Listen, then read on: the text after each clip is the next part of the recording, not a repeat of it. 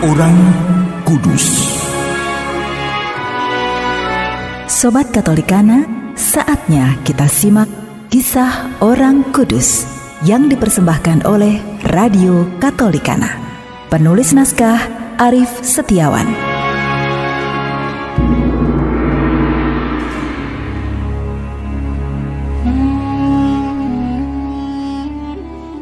Saudara-saudari, hari ini kita akan mengikuti kisah Santo Yosef Vrina Demet.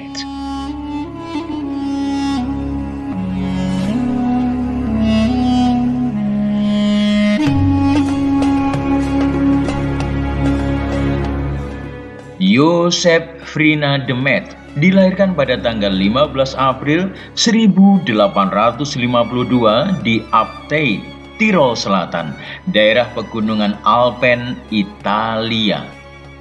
Ia masuk seminari dan ditahbiskan sebagai imam di Bressanone pada tanggal 25 Juli 1875 untuk selanjutnya diutus sebagai misionaris ke Tiongkok pada tahun 1879. Ia mahir berbahasa Mandarin dan melakukan segala yang mungkin untuk menjadi seorang Cina guna mempertobatkan orang-orang Cina. Vrina Demet dengan tekun mengunjungi desa-desa untuk mewartakan Injil dan melayani sakramen. Suatu ketika, seorang warga dengan tergopoh-gopoh menjumpai Vrina Demet. Bapak Vrina Demet, jangan Bapak pergi ke Sansisen. Kaum revolusioner sedang bergerak, Bapak. Kami mendengar desas-desus bahwa mereka mengincar Bapak. Vrina Demet menjawab, "Saudara-saudaraku terkasih dalam Kristus, puji Tuhan, kalian sudah mengkhawatirkan keselamatanku. Namun kami percaya bahwa keselamatan ada padanya." Vrina Demet tak gentar sedikit pun terhadap mara bahaya dan aniaya yang menghadang umat Kristiani oleh penguasa. Bersama rekan-rekan kerja dan kawanannya, ia dikejar-kejar dari satu tempat ke tempat yang lain, ditangkap dan didera. Konon, Vrina Demet menyampaikan khotbahnya kepada para penyerang yang menderanya, sehingga mereka tersentuh hatinya dan meninggalkannya. Karena kerendahan hatinya, Vrina Demet menolak untuk ditahbiskan menjadi uskup. Yosef Vrina Demet wafat pada tanggal 28 Januari 1908 di Taikia, Cina karena terjangkit TBC dan tifus.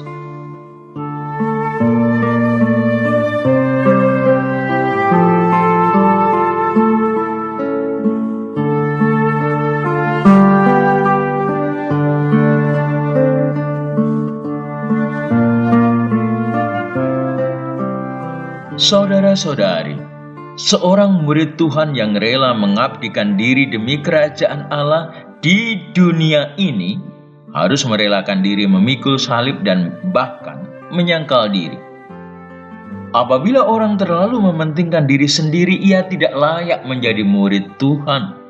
Gambaran para pengabdi adalah merelakan diri untuk pergi kemana saja tanpa memikirkan bekal dan segala keperluannya. Seorang misionaris tulen dikirim Tuhan ke tanah misi, meninggalkan kampung halaman, sanak saudara, serta urusan dirinya. Ia pergi ke daerah yang baru dan asing, yang bukan sanak, yang bukan saudara, yang ia tahu bahwa hanya ia pergi demi kerajaan Allah. Hal ini dilakukan oleh Santo Yosef Vrina Demet, misionaris pertama Serikat Sabda Allah yang dikirim ke Tiongkok.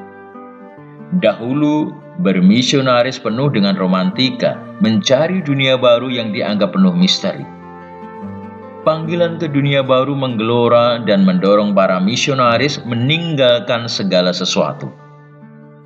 Tugas berat yang dijalani dipandang sebagai petualangan yang mengasyikkan. Tetapi ketika dunia menjadi semakin kecil, bagian dunia lain bukan lagi misteri yang mesti disingkap.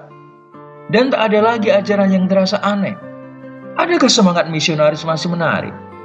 Barangkali pertanyaan yang lebih relevan adalah cara bermisi yang bagaimanakah yang diperlukan dalam dunia modern seperti sekarang ini.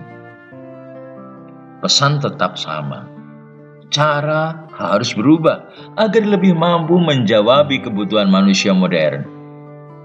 Kesanggupan mengidentifikasi kebutuhan manusia menentukan keberhasilan misi.